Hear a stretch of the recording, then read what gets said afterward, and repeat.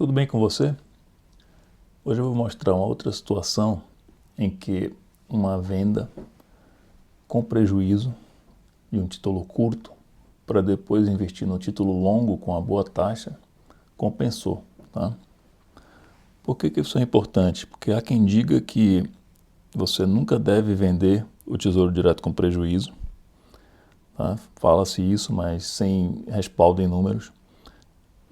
Então, como a gente encontrou algumas situações aqui com o uso do app, né, o calculeira.com, a gente quis destacar que não é verdade, não é sempre assim. Então, não deveriam estar falando, então, já que existem situações em que isso não é verdade. Então, não existe essa história de janela de compra sem uma correspondente janela de venda. Tá? Então, você tem lá seu capital, digamos que você coloque capital novo 1% ao mês, 2% ao mês do que você tem. Sim, mas vai deixar os outros 90%, 98% no título errado? Não. Tem que considerar fazer essa venda antecipada sim. Hoje estava até sendo discutido no grupo Facebook, Tesouro Direto e renda fixa em geral, tá? Tem uma pessoa também que fala lá, patrimônio não se gira, se acumula. Sim, é fácil falar, mas isso aqui não é questão de patrimônio não se gira, se acumula. É investimento em renda fixa. Então tem que entender os princípios, entender o histórico, como é que ela funciona, que efeitos pode ter e encontrar realmente situações no passado, estudar, né? Então, calculeira.com tem a base de dados completa do Tesouro Direto e nós programamos essa busca, né, para encontrar essas situações. Não é uma coisa trivial também de encontrar, mas a gente já sabia que existia, agora estamos mostrando aqui algumas, tá? Então vamos lá. Eu vou mostrar um pouco mais o detalhe desses números, depois vou mostrar no app uma tela que é sempre importante consultar na hora de fazer uma compra ou uma venda, tá?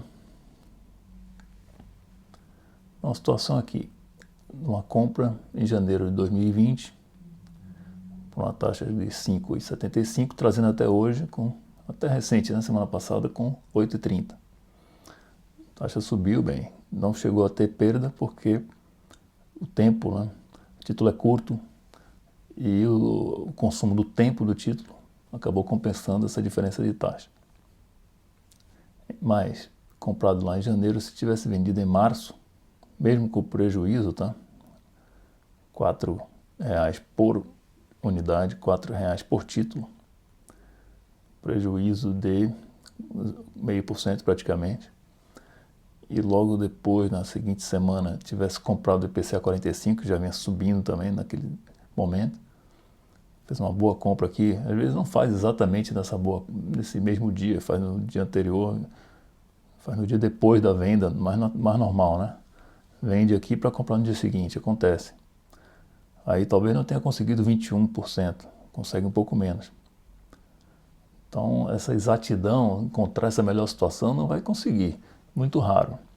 Mas tem que entender como é que funciona para procurar saber se você está na situação ideal, se você pode melhorar de posição, isso sim. Então, é feito gestão, não, esse assunto não girar patrimônio, não. Você não deixa de fazer gestão do seu patrimônio. A gestão em renda fixa é isso. Então, no caso aqui, essa compra e permaneceu por 4 meses, tá? Quando as taxas já tinham caído de novo. Depois ficou fora um tempo, ou investiu em Tesouro Selic, se poderia dizer. A gente quis fazer esse exemplo voltando para o Tesouro Prefixado, para não ter aquela história, ah não, mas aí você teve aqui uma rentabilidade boa, né? Você vai dizer aqui o capital. Foi de 800 para 1.033, só que não é o mesmo título, não consegue comparar. Então a gente fez questão de voltar para o mesmo, só para dar esse efeito assim, de comparação. E essa volta foi ainda no final de 2020, porque esse título parou de ser vendido em fevereiro. Não foi nenhuma boa etapa aqui de investimento, né? Que houve uma perda de valor de novo por causa dessa subida. Mas enfim, total 5,8 contra 21, não tem o que duvidar, né?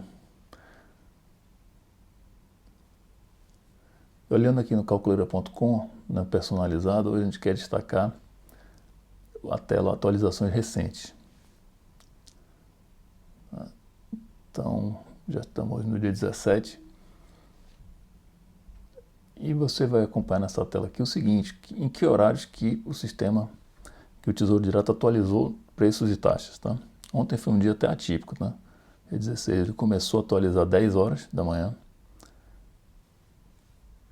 Daí atualizou o preço de novo meio-dia e 12.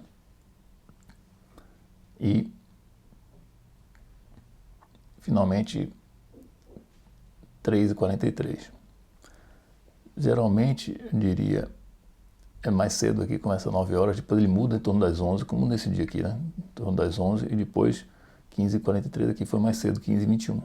Então, quais são bons horários para você olhar o mercado futuro, observar se o mercado futuro está em subida ou em descida para poder fazer a sua transação?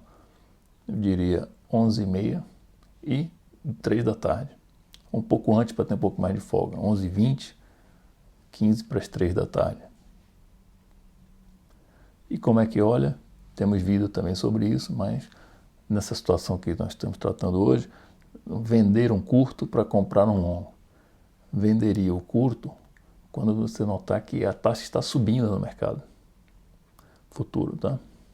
A taxa está subindo, então você quer vender antes que o seu título sofra mais uma desvalorização. Aí você pega aquele recurso, no dia seguinte, torcer para que essa taxa ainda esteja alta, volta lá para fazer a compra.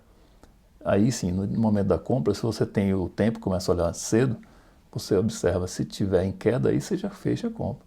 Se tiver em subida ainda, você espera para esse último horário aqui de 3 horas da tarde. Ok? Se tiver dúvida, pode comentar aí que a gente indica qual que é o vídeo que tem isso daí. Então a ideia foi mostrar uma situação real em que uma venda, mesmo com pequeno prejuízo, compensou para tomar uma posição num título mais longo. Mais uma vez, uma situação que alguns podem estar fazendo hoje, mas a decisão é individual. E o principal é discutir se as dicas que estão surgindo por aí têm realmente bom fundamento.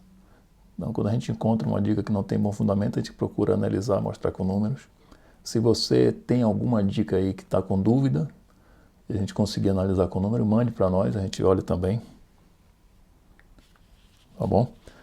Foi interessante para você? Já tinha visto esse tipo de dica?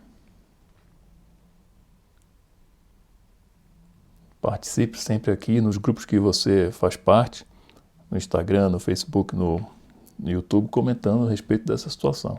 Pouca gente sabe isso ainda. Obrigado, até a próxima.